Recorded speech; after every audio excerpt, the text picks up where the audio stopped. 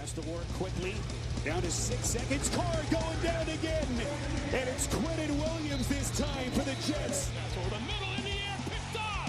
Brian Poole to the end zone. Touchdown. The punter to beat, and the punter brings him down. Braden Mann saved a touchdown most likely. Looks right. Fires a bomb down the right sideline again for Mims. What a catch by Denzel. And welcome back to another episode of the Cool Your Jets podcast. We're your hosts, Ben Blessington and Michael Nania.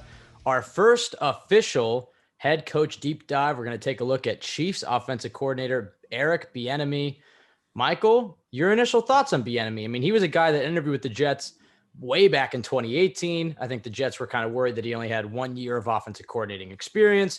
He doesn't call the plays. How much of the Chiefs' success is just Patrick Mahomes' natural talent and Andy Reid? There are some questions with Bieniemy, but there's no doubt that if you're part of one of the most exciting teams and one of the most exciting offenses in all of football, you're going to get some attention. And Bieniemy should certainly get a head coaching job this time around. Yeah, he's definitely been probably the most exciting and most talked about name throughout, really, even before this season.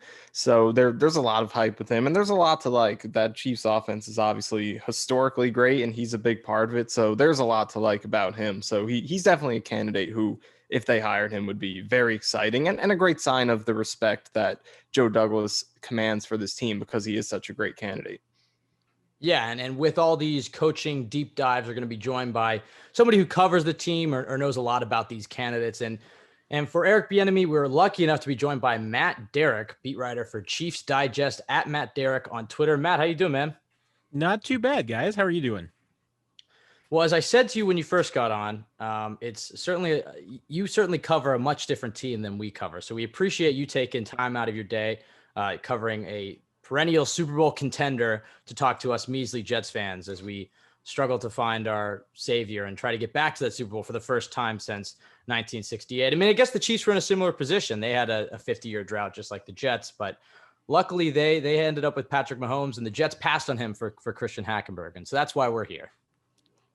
Yeah, I mean, hey, the Chiefs were not in a too dissimilar position, really 8 years ago when Andy Reid arrived in Kansas City, coming off a couple of, 2-14, 4-12 type seasons. The 2012 season was just absolutely devastatingly rough on and off the field for the Chiefs. So, yeah, I mean, Chiefs fans have been there. They know exactly where the Jets are. And you're right. I mean, it's just a matter if you get the right coach and the right quarterback together, you don't know what's going to happen. I mean, it's just a lot of good things happen when you get that combination right. Yeah, and that's certainly going to be the objective for the Jets this offseason. I believe in the GM that they have in Joe Douglas. He's the most confident that I've been in any sort of Jets management since I've been watching the team. But obviously this offseason, two big question marks. What's he going to do at quarterback and what's he going to do at head coach? And I agree. I think the head coaching part is probably more important. Obviously, they're both massive. But let's talk about the head coaching part. You mentioned Andy Reid coming in and turning around the Chiefs. I mean, what a hire that ended up being, winning the Super Bowl last year. The Jets are going to try to find their version of Andy Reid. Obviously not a clear-cut former Super Bowl contending, decade-long coach like Andy Reid was, but plenty of interesting candidates and none more popular than Eric Bieniemy.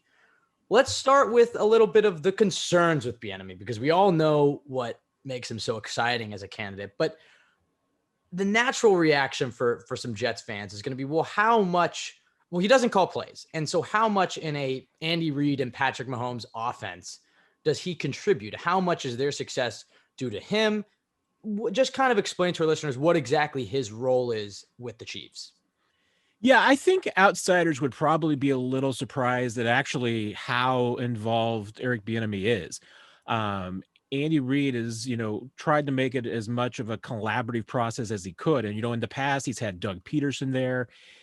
He had Matt Nagy. He had Brad Childress, who was a part of the staff. And it's not uncommon for him to have, 3 or 4 minds that he gets together with that has an input on what they're going to do, not at just play design, but even with the game plan each week. It's a collaborative process. I mean, he meets with the quarterback. They get together on Fridays as far as finalizing the game plan. They'll all get together on Saturdays and role play exactly what they're going to do in specific situations. And everybody has a voice. And yeah, I mean, what is calling plays? Well, in the Andy Reid offense, usually the first 15 to 20 plays are scripted.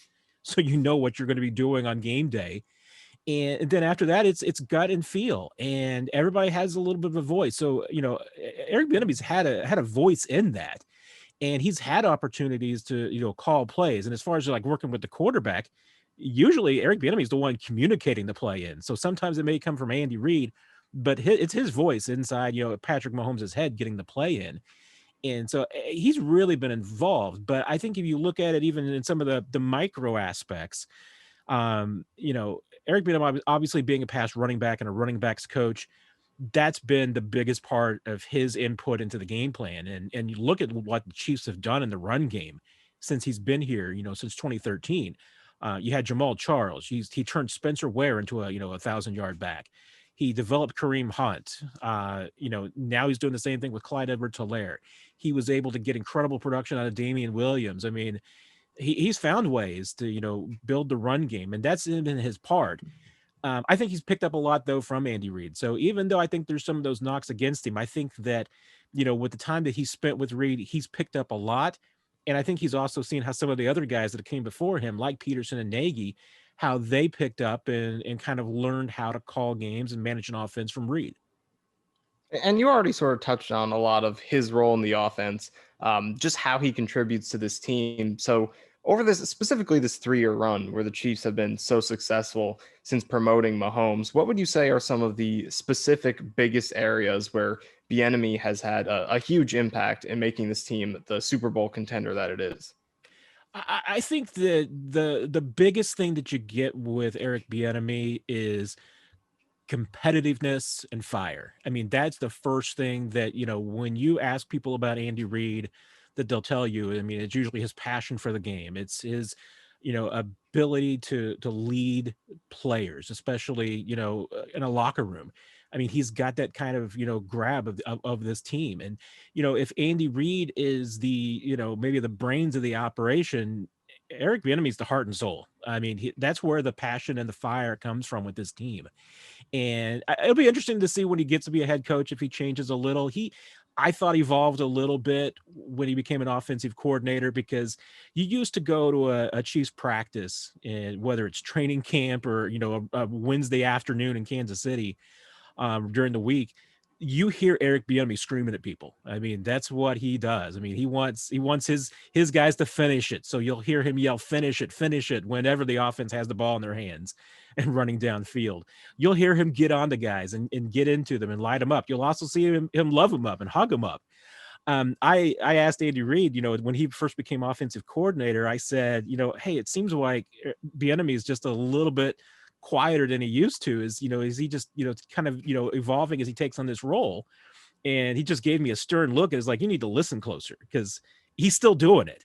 And that's what you're going to get. I mean, you're going to get a guy, and that's what he's been for this Chiefs team. I mean, he will get up in front of that offense and light into them when they need it.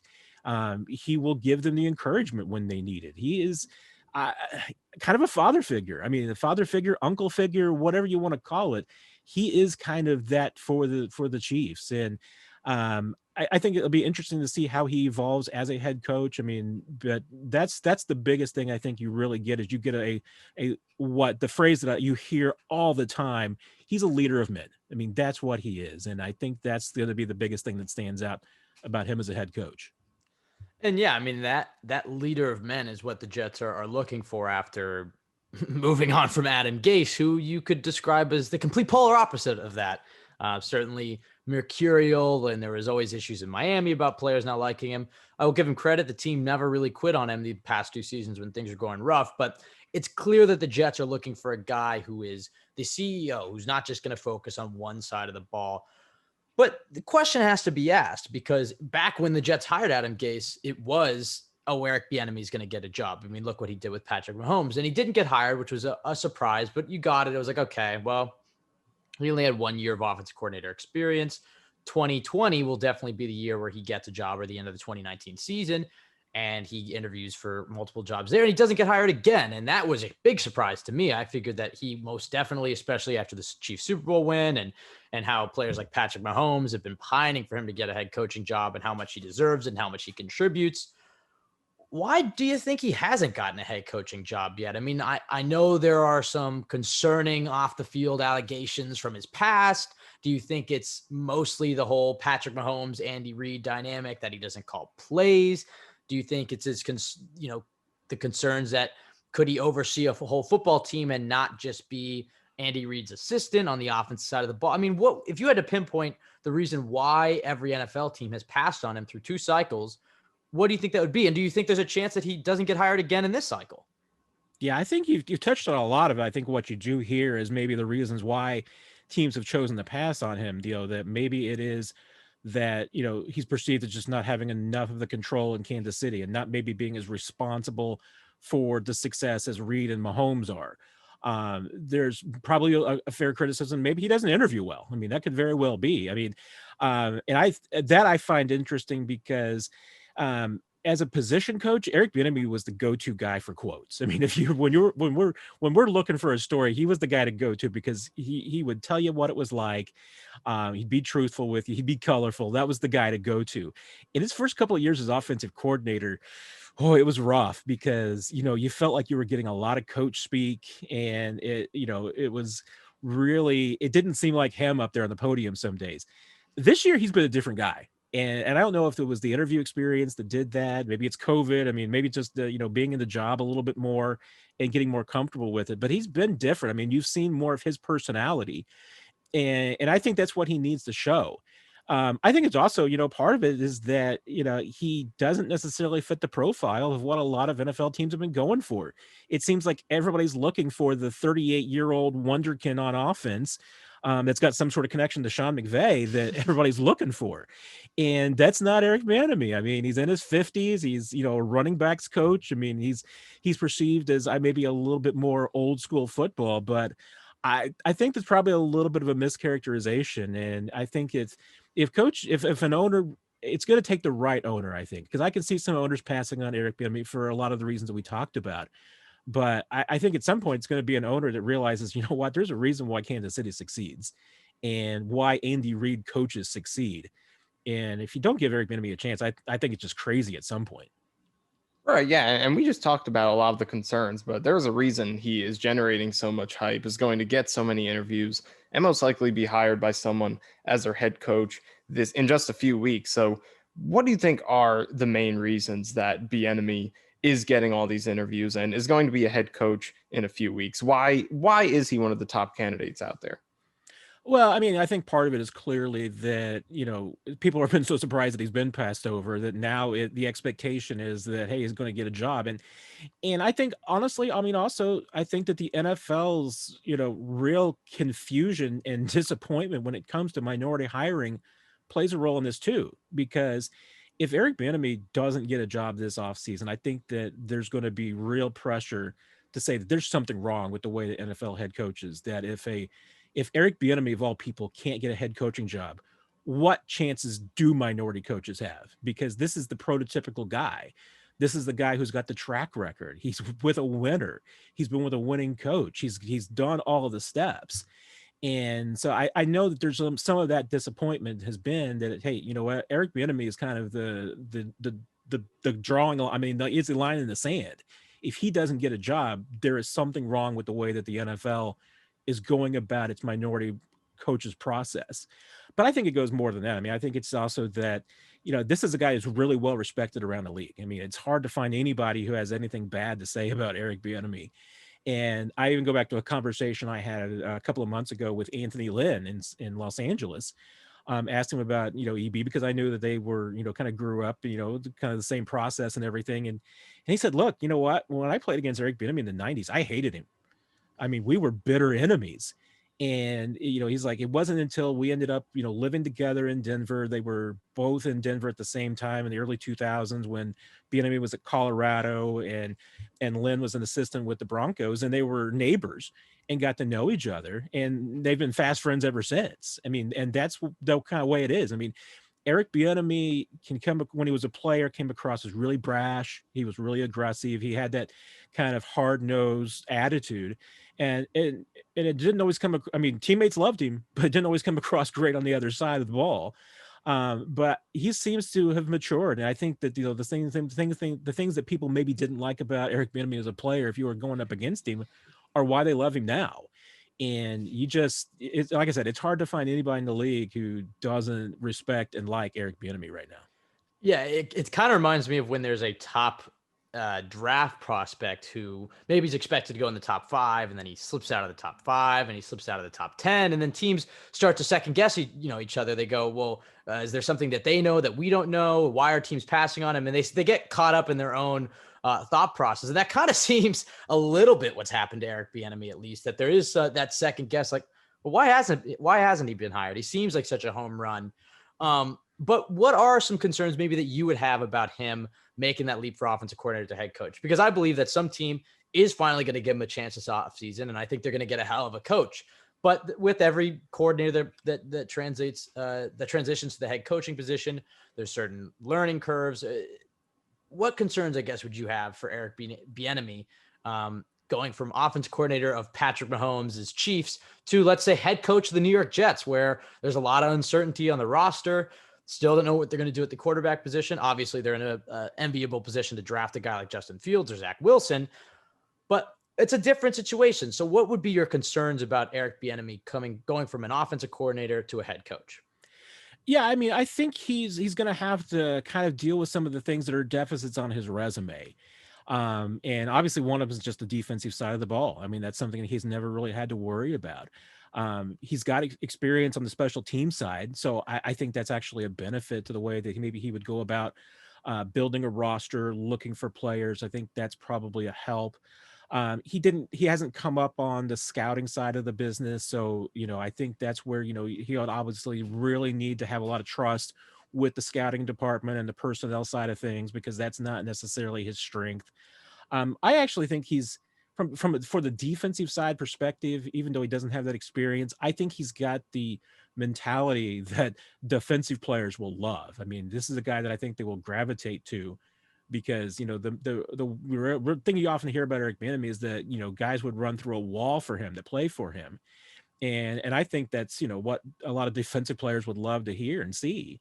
Those are the kind of things that I would have a concern with. I mean, there's other superficial concerns, like I said. I mean, Eric Bieniemy's not always been the most dynamic guy on a podium, and since he is the guy that's going to have to be the face of your franchise, I mean, sometimes you're going to have to win the press conferences, and I think would win the initial press conference for any team that hires him. It's, is he going to continue to do that, 16, 17 weeks into a season?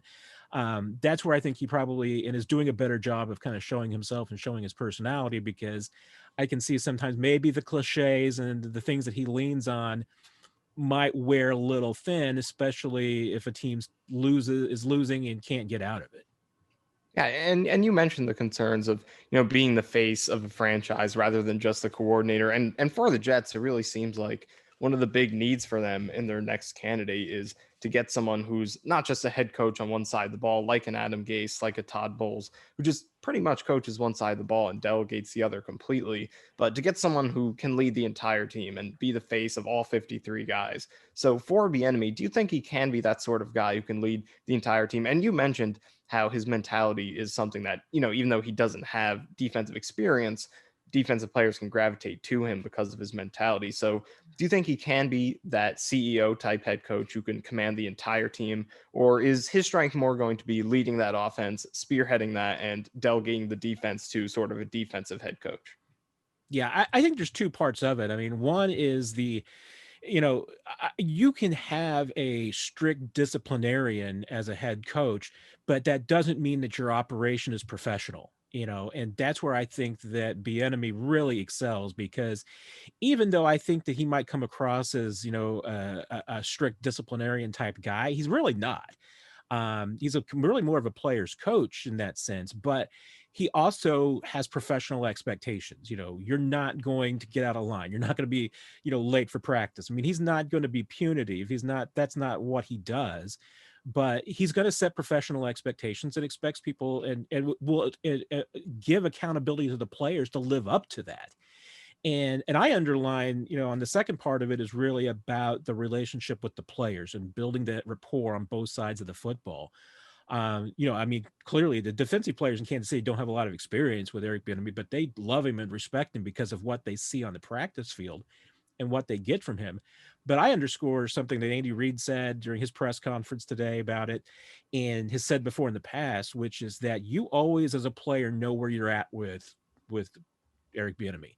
There's no question. I mean, you're not going to wonder where you are. You're not going to wonder what your expectations are. You're not going to, wonder if you're falling behind or not keeping up, because Eric Bieniemy will tell you that. He'll be honest with you. He won't sugarcoat it. And that's what, players need. I mean, if they're going to thrive in the NFL and they're going to grow and mature as players, they need that. They need to know where they stand with their coach. They need to know where they stand with the organization. They need to know what they're doing well, where they need to improve. And that's what Eric Bieniemy will do. And that's why I think players like him, is that, he doesn't hide from them. He tells them the truth. He's straight with them. And I think that's something that they really respect. I mean, there's been some talk in the past about incidents that Eric Bieniemy and run-ins he had with Travis Kelce. There's been some on the sidelines, but there is no bigger fan of Eric Bieniemy in that Chiefs locker room than Travis Kelce. I mean, he would go to war for the guy. So even though these are two guys that, who have, strong, passionate feelings and can get fired up on the football field, they also have this tremendous respect for each other. And I think that really goes with everybody that Eric Bieniemy coaches. Is there a specific time you talked about? We've seen some of those wars on the sideline, but is there a specific time that you can recall in your time watching the Chiefs and covering the Chiefs where you looked at a moment that Eric Bieniemy had and you said, well, that guy's going to make a great head coach? Is there maybe a specific time or maybe a period of time or something that he did where you're like, well, that guy is head coaching material? Yeah, I think there have been several. I mean, and I'll tell you what, you go through and you watch the calm and control that he had in the Super Bowl, and you look at some of the highlights, and Chiefs fans here, they gravitate towards the wasp play, which was the big throw to the Tyreek Hill down the left side that really got their comeback going on third down. And you go to the sideline, the conversation between Patrick Mahomes and Eric Bieniemy, and they're just as calm and cool as can be, discussing about what they're going to do. Then at the same time, I mean, you see it, and I'm blanking on the game. It was a couple of weeks ago when the Chiefs offense went out there and really laid an egg for 2 or 3 drives, which is not obviously what the Chiefs offense usually does. And you go down there and there's Eric Bieniemy lighting a fire into those guys. And that, I mean, he seems to have a really good knack for that, for knowing when the team just needs somebody to be calm and cool, say, you know what, things are under control. We got this. You guys know what to do. And then at other times when he knows that he needs to light into them, when he needs to give them that little goose that maybe they need to get going. That's a feel thing. I mean, it's something that you can't teach. I mean, I think you can only really, either you have it or you can learn it with experience. You just can't be given that to you by somebody. And he's got a really good feel for it. Yeah, and it's definitely important to have that feel and be able to do both, because we see a lot of coaches who have different styles, who some are aggressive, some of them are a little more laid back, but to be able to do both is really important. And another really important aspect of being a head coach that Jets head coaches especially have struggled with is player development, being able to get young players to hit their ceilings and fit in their scheme and be able to get the most out of their talent. So for Eric Bieniemy, who do you think are some of the players over his tenure there, both as the offensive coordinator and as the running back coach, who kind of have the best stories of developing, progressing under his leadership and hitting their ceilings? Yeah, I mean, I think the most obvious cases are probably all in the backfield, since, that's where he was, really spent most of his time early on. He was the first 5 seasons, he was the running backs coach. And yeah, he inherited Jamal Charles, so it's hard to put that on his resume. But at the same time, Charles had some of his most productive seasons under Eric Bieniemy. He became a more complete player, especially as a blocker and as a pass catcher under Bieniemy. But I think you look at some of the other guys. I mean, I mentioned Spencer Ware earlier. This was a guy, I think a late round pick in Seattle, maybe was undrafted, comes to Kansas City, and, really wasn't a whole lot expected. And he built Spencer Ware into a multi-threat back. I mean, and he's done that with other guys too. I mean, Damian Williams was a bit of a journeyman, coming in, hadn't had a whole lot of success on offense. He was kind of more of a return special teams guy in his past. And and the Chiefs figured out how to mold him and put him into a role. I think you've seen that with a lot of the running backs that he's built in Kansas City. I think all of them would tell you that, Eric Bieniemy was directly responsible for their success in the Kansas City offense. And the other part about being a head coach, and one of the most important parts when you're hiring a head coach, is the type of staff they're going to assemble. And for Eric Bieniemy, I mean, certainly he's connected to some rich NFL bloodlines, being in the Andy Reid coaching tree. Are there any names that come to mind, or maybe just the type of staff you think he would look to build? You talk about how he hasn't had too much exposure to the defensive side, so he's going to have to find that defensive coordinator, that head coach of the defense. Is there any names that you can think of, or is it more just going to be natural connections, or maybe he'll lean on the general manager, Joe Douglas, to help piece it together? There's also QB coach Mike Kafka, who I know will most likely be Eric Bieniemy's replacement as offensive coordinator, but there's always the hope that maybe he would follow Bieniemy and be his offense coordinator in the hopes that he would be a head coach soon. Just what type of staff do you think Eric Bieniemy could build if he were to become the head coach of an NFL team? Yeah, I think that's really interesting because, I know from talking to Bieniemy in the past, I mean, he certainly has people in mind. He wouldn't mention them, obviously. But you're right. He's been around enough, and he's been in college. He's been in the NFL. He's been a couple of different teams. So he's got a lot of contacts, and there's a lot of people around the league. It's a bit of an unwritten rule in the Andy Reid system that he's going to do everything he can to help you get a job, but you're not going to think about rating his staff. And, I think between everybody who's left, with Doug Peterson, Matt Nagy, other people who've left him in the past, I mean, not very often does anybody go with him. And so, I mean, that's part of it, is that you're right. I mean, Mike Kafka is certainly the offensive coordinator waiting in Kansas City. The Chiefs even, refused to let him interview with any teams last year. So they could keep him on for just this purpose. So I find that hard to believe. I mean, it can certainly be if there's somebody who wants to go with EB, I'm sure that Reid wouldn't necessarily stand in their way, but I'd be very doubtful to see anybody in the current Chiefs staff go with him unless it's for a significant promotion. I mean, I think Anthony Lynn's a really interesting prospect because I do know that those two are good friends, and obviously Lynn's, now on the free agent market. That's somebody that probably has a fairly similar thinking as far as, Eric Bieniemy goes and what they want to do offensively. I could see that maybe being a fit. Outside of that, yeah, it's hard. I mean, it would be purely really just speculation giving any names, but you're right. I mean, he's got deep ties to the Andy Reid bloodline going back to Philadelphia. He spent a lot of time in Minnesota too, and with college. I mean, he does have a lot of extensive contacts around the league that I think he's pretty comfortable with who he would be making his first phone calls to once he gets a job. And then from a schematic and philosophical standpoint on the field offensively, what kind of offense do you see him bringing to his new team? Do you see him kind of trying to take some of those principles of the offense he's built with Andy Reid, with Patrick Mahomes, taking some of that to his new team? Or do you think he's going to be more malleable and build around the talent he has? Because especially a team like the Jets, there isn't a ton of talent to work with. They do have some pieces, but they're going to have a new franchise quarterback. They're going to have a lot of new pieces in free agency. So, and obviously playing in Kansas City, it's probably the best group of offensive talent in the entire league. So it could be tough to translate that somewhere else. So how much of what he does in Kansas City do you see him carrying over to his new team? And how much do you think he'll be adapting to his new personnel? Yeah, I think you hit it on the head as far as, being malleable to the personnel that he has. Because even look at it, I mean, he was, Andy Reid basically, let Eric Bieniemy run things in week 17. I mean, so it was really his game plan, and he was calling the game with Chad Henne as quarterback. And hey, they put 21 points on the board with a number 2 offense. That's nothing to sneeze at. But it was certainly a different offense than what Patrick Mahomes runs. So, I mean, that was really about building an offense around Chad Henne and what he could do.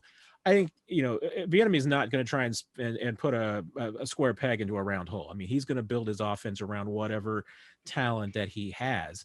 But I think there's absolutely elements of Andy Reid's offense. I mean, I think he is a whatever you want to call Andy Reid's version of the West Coast offense that it is now. I mean, that's what he would do. So I think you would see him wanting to try and get as much speed as he can into an offense so that he can stretch the field, not just vertically, but horizontally as well.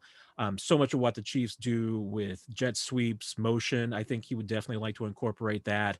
My expectation is that, any offense that Eric Bieniemy had complete control over is going to have a little bit more of a power run element to it. So I think he'd be looking for some offensive line that can push some people around and assert their authority a little bit. Whereas, the Chiefs have run a lot of outside zone where they want athleticism in their offensive line and guys who can run downfield and block outside. I think Bieniemy would be looking for a little bit more power in his run game. But yeah, I mean, I think he would certainly be looking to take a lot of the concepts that they've developed in Kansas City because he's been a part of them. Andy Reid is the master of the screen game, but Bieniemy's been a huge part of that. I mean, as far as orchestrating it and, the blocking schemes that go along with that in everything the last few years. I mean, he's been a tremendous part of that and figuring out how to fit the running backs into that screen game. So I would certainly expect to see that as a big element of any Eric Bieniemy offense. Yeah, that flexibility and versatility is going to be crucial for whoever the next Jets offensive coordinator is, let alone head coach, because especially if they draft a guy like Justin Fields, that's a guy who really needs an offense designed to his strengths. And you can't necessarily just plug him or Darnold, or if they take Zach Wilson, or even if Trevor Lawrence somehow fell, you can't just plug him into Patrick Mahomes' system because Mahomes is just such a unique player. And I think it's interesting that you talk about that. He is a running backs coach. He's going to try to mix in a lot of those power run elements. And Joe Douglas, former offensive lineman, clearly values the trenches. So there's definitely some similarities in philosophy there. And speaking of philosophy, I mean, let's say the Jets hire Eric Bieniemy, which would be, in my eyes, a home run hire. He's been the number one coaching candidate for probably 2 years now. Sure, there's going to be questions, but I would say overall, the fan base would be pretty excited to bring in somebody like that. Just describe to Jets fans, who are they getting? What is his coaching style? What's his philosophy going to be? Who is Eric Bieniemy as the head coach of the New York Jets? Yeah, I mean, I guess the phrase that would immediately come to mind is the phrase that he uses when he really wants to compliment someone, which is when he calls him a competitive prick. I mean, that's what Eric Bieniemy is, and that with all the connotations with that, both positive and negative. If he's your guy, you're gonna love Eric Bieniemy. I mean, especially if he shows his true personality and who he is. Like I said, I think he's a guy that, will absolutely win the opening press conference. He can, like I said, I mean, he can lean a little bit on cliches. He's got some phrases that will probably wear themselves out at some point, especially if the losses pile up. But he's somebody that, he's not going to sugarcoat it with the players, and he's not going to do that with the fans either. He's going to be willing to, be straightforward. You can count on the organization being professional too, that, he's going to hold people accountable. He's going to expect people, maintain a high standard. I mean, I still think that Eric Bieniemy would be best fit for a team that's got a lot of veterans that have maybe been underperforming.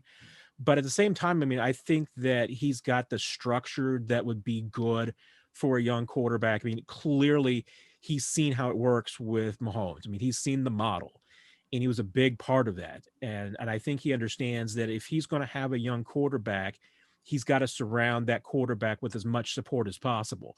That means, getting an offensive line that's going to protect him, getting an offensive coordinator that's quarterback friendly, getting a quarterback's coach that, understands this guy, getting, Mike Kafka in year one with Patrick Mahomes was some made up special team assistant coach. I mean, he had like no title. His only job was walking around attached to the hip with Patrick Mahomes.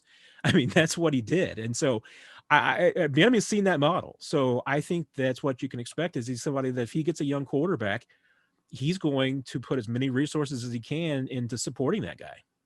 Yeah, I think I agree with you. I think Houston is an interesting fit for Bieniemy because he's going to go to a place where he already has an established quarterback in Deshaun Watson. But it would be exciting to see him with his own young quarterback. And you talk about hiring Matt Kafka to just follow Patrick Mahomes around. I mean, it's literally the complete opposite of what the Jets did with Sam Darnold. They didn't even hire a QB coach. They just had Adam Gase and his little buddy to be the faux offensive coordinator, and because he didn't want to have too many voices in his head or whatever. And it complete shitstorm is basically what happened. They failed him, and it's a plus in my eyes that Bieniemy got to witness the development of a guy like Mahomes, who it's easy to have hindsight and say that he was an amazing prospect, and he certainly had the ceiling to be an amazing prospect, but he was far from a sure thing. I mean, he was not a guy, a lot of people didn't believe in him, that he could come from Texas Tech and that air raid offense. And if the Jets were to draft a guy like Fields or Wilson, there are some of those questions. And I think it would be exciting to see him with his own young coach, or young QB, excuse me. And look, I mean, the Jets are looking for that CEO, that leader. But don't get it twisted. I mean, they know that it's an offensive league. And if you can bring in a guy like Bieniemy, who's been at the forefront of the best offense in the NFL, and from all reports, including this podcast, is a terrific leader in the locker room and can be that CEO, he would be a home run hire in my eyes. So yeah, I mean, obviously, Matt, thank you so much for taking time out of your day. I mean, as I said, I mean, you have a lot more important things to worry about as you're covering potentially another Super Bowl run. For Jets fans who need a playoff team, and maybe they choose the Chiefs, I recommend it. It would probably be the easiest and most fun team to cheer for these playoffs. Where can they find your stuff? What are you up to these days? And are the Chiefs Super Bowl bound again? It's hard to see them not. I mean, seeing this team, I think they are better than they were a year ago. The toughest thing I think has been all along has been, if Reid can keep them, on that edge, that's still wanting and still have the drive and the hunger to go back and do it again. And they seem to have done that. So, I mean, unless there's a significant slip up, I mean, absolutely, I see this team as probably the odds-on favorite to get it done. I mean, you look at the teams that they've faced. I mean, they've gotten past the Buccaneers, they've gotten past the Saints, they've gotten past Buffalo, the Ravens. I mean, all of the top challengers. I mean, they have faced them once already. So I think they got a pretty good chance. Yeah, and matter of fact, at ChiefsDigest.com, you can read all my stuff. I'm actually going to have a piece up later this week where I talk to some of Eric Bieniemy's colleagues, his fellow offensive assistant coaches, and other people around the Chiefs. And so you'll get to hear and read a little bit about what they said. That's awesome. We'll definitely make sure to retweet that, because that'll be interesting to get that inside look on Bieniemy. I think it's interesting because I'll be cheering for the Chiefs because I have some Chiefs friends or Chiefs fans who are friends. There we go. I got it. But if the Chiefs keep advancing and go to the Super Bowl, maybe that delays the hiring process for the head coach. So part of me wants the Chiefs to lose so we can just get that interview. But I mean, I know he can interview during the time. It's just going to be an interesting month for both teams and on completely different ends of the spectrum. But again, we really appreciate you joining us. You can follow us at CYJ Pod on Twitter. You can follow myself at Ben W. Blessington. You can follow Michael at Michael_Nania. Find us at JetsXFactor.com. We're on iTunes, Spotify. A lot is happening this offseason all over the NFL, but specifically with the Jets, with this head coaching carousel. We have 2 podcasts every day detailing a new candidate. We're starting off with a bang right here with Matt and talking about Eric Bieniemy. So Matt, thank you so much for joining us. Can Eric Bieniemy be the guy to help the New York Jets to the Super Bowl? We're on that quest this offseason. It would certainly be a home run of a hire. And Matt, I think you sold me today. Great talking to you guys. Good luck. Going down again. And it's Quentin Williams this time for the Jets. For the middle in the air, picked off. Brian Poole to the end zone, touchdown. Hunter to beat, and the punter brings him down. Braden Mann saved a touchdown, most likely. Looks right, fires a bomb down the right sideline again for Mims. What a catch by Denzel Mims.